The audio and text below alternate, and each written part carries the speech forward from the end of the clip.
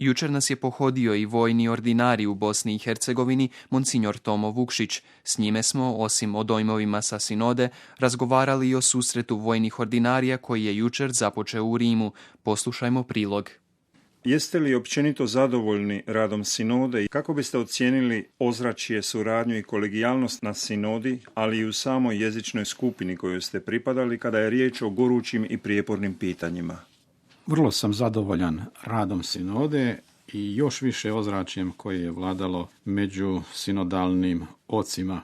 Zapravo, kad čovjek iziđe iz sinodalne dvorane pa eventualno kupi neke novine ili zaviri na portale, onda se pita je li to zapravo ista stvar. Ono što je čovjek doživio u dvorani uglavnom je vrlo različito od onoga što se moglo pročitati u medijima, posebice u određenoj vrsti tih medija koji su od određenih tema pravili ono što vi zovete goruće teme.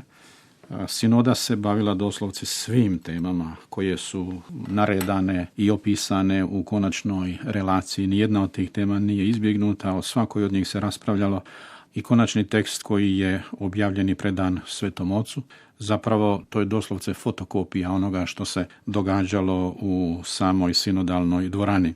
Ja sam pripadao talijanskoj grupi B, naime bilo je nekoliko grupa sa talijanskim jezikom, ja sam bio u talijanskoj grupi B.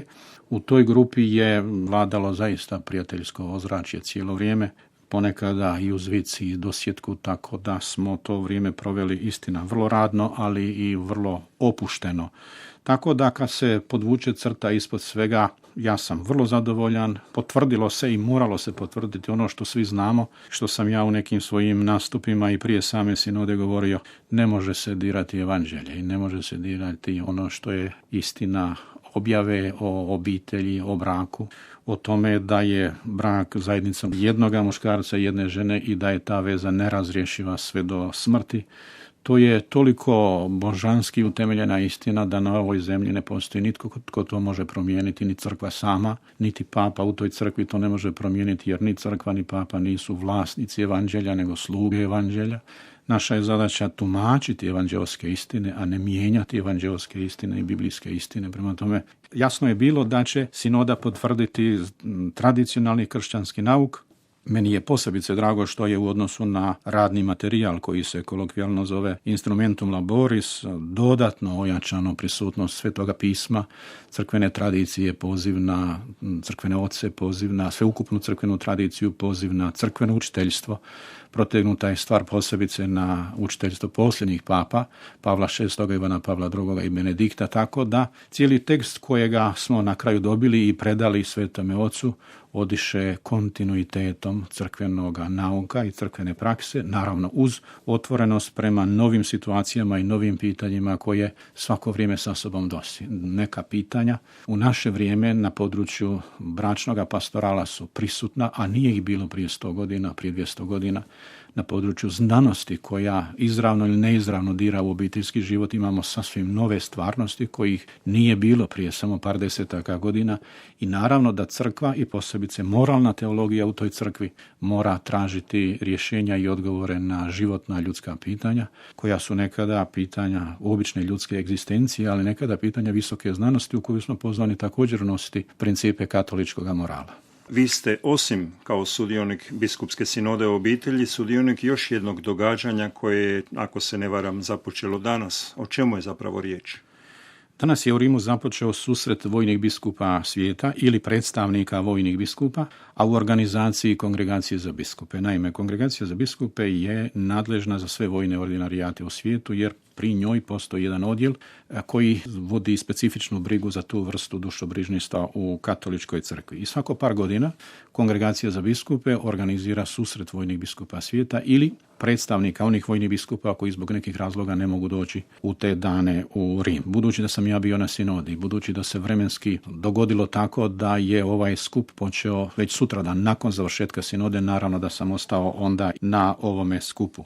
Tema ove godine, ovoga skupa vojnih biskupa, je zaštita ljudskog dostojanstva i prava u okviru međunarodnog prava, naročito s obzirom na mnoštvo ratnih sukoba koji se događaju na raznim stranama po svijetu i ti ratni sukobi, osim što proizvode tragedije, razaranja, smrti i tako dalje, proizvode ili imaju za posljedicu strahovito veliki broj izbjeglica po svijetu koji vrlo često, osim što fizički stradaju i izloženi su različitim opasnostima, često postaju neizravne žrtve rata i u fizičkom smislu. Mnogi od njih poginu ili umru na tim putovanjima, nije ih ubila granata, nije ih ubio neki vojnički metak, ali jesu neizravne žrtve tih ratnih događanja. Stoga je ovaj skup na kojemu sudjelujemo i rasprave koje će se voditi i vode se na tome skupu, naročito će nam biti dragocjeno iskustvo i znanje stručnjaka sa različitih područja znanosti koje nisu isključivo crkvene, nego su pravne, tiču se međunarodnog prava, vojnog prava, političkog ambijenta i tako dalje. Neki od predavača dolaze iz tih područja da nas informiraju najprije o okviru te regulative, a onda i o načinu ponašanja u okviru te pravne regulative. Osim sudjelovanja na tečaju, danas ste bili na audijenciji kod Svetoga Oca. Što biste iz toga što vam je rekao izdvojili?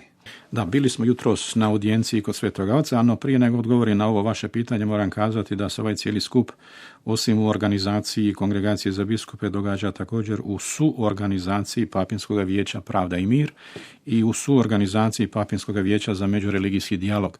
Pa su cijelo vrijeme jutros s nama bili, osim kardinala Ueleta, koji je prefekt Kongregacije za biskupe, također i kardinal Turkson, koji je predsjednik Papinskog vijeća Pravda i mir, i kardinal Toran, koji je predsjednik Papinskog vijeća za međureligijski dijalog. Sva trojica su nas predvodili na audijenciji kod pape. Pozdravio ga je u ime svih nas kardinal Uelet, a onda je papa održao svoj govor na ovu specifičnu temu međunarodnog prava i zaštite ljudskog dostojanstva i ljudske osobe. U svemu tome ponovio je svoju misao o tome da se zapravo Treći svjetski rat vodi već na dijelove, malo ovdje, malo ondje i tako dalje. Tu je misao danas ponovio. Sve nas pozvao na poštivanje ljudskog dostojanstva i svake osobe koju susrećemo. Pozvao nas da budemo svjedoci kršćanskih vrednota u ambijentu i službama koje nam je crkva povjerila, i pogotovo nama vojnim biskupima je preporučio da u cijelom ambijentu gdje djelujemo i naročito među svećenicima koji su nam povjereni njegujemo molitvu, odnosno želio nam je kazati da je molitva početak ne samo vlastitoga spasenja, nego i početak poštovanja i dostojanstva i svake drugog načina vrednote ljudi koje susrećemo. Preuzvišeni, hvala vam na tome što ste došli do nas i na ovom razgovoru. Hvala vama. Hvaljen Isus i Marija. Jučer nas je pohodio